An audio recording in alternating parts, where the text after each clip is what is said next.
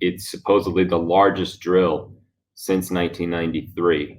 And as it comes in the midst of a leadership transition and the U.S. withdrawal from Afghanistan, plus before outgoing Prime Minister Suga meets Indian Prime Minister Modi and their Australian counterpart in Washington for the next meeting of the Quad on September 24th, I think it all adds to a sense of democracies coming together, because I understand that U.S. troops in Japan will help with on-the-ground logistics in these exercises. So again, countries drill all the time, but given the timing and the size of it, it does seem pretty significant. And how much is China a military threat to Japan? Well, I don't think that the PRC is about to invade mainland Japan, but for the last 10 years or so, Japan has been very worried about Beijing's incursions into its territorial waters in and around the Senkaku Islands.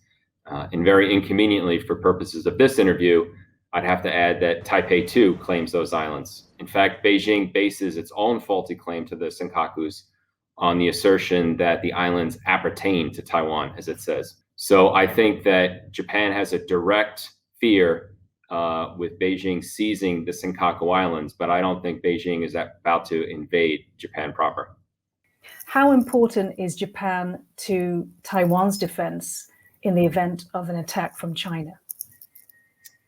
Japan is critically important to Taiwan's defense because I wouldn't expect Japanese self-defense forces to ever actually engage on Taiwan.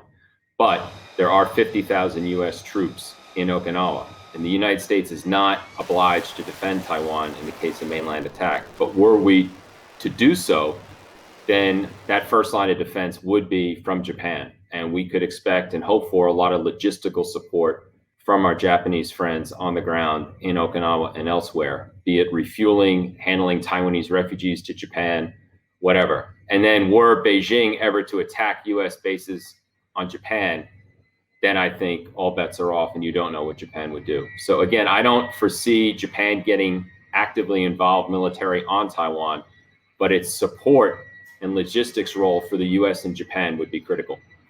So Japan has said that an attack on Taiwan is an attack on Japan.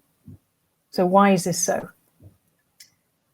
Yeah, I wouldn't necessarily agree with that. My view is that if mainland China attacked Taiwan and took Taiwan, it would be for one or two reasons. Either one, the United States chose not to defend Taiwan, or we did and lost.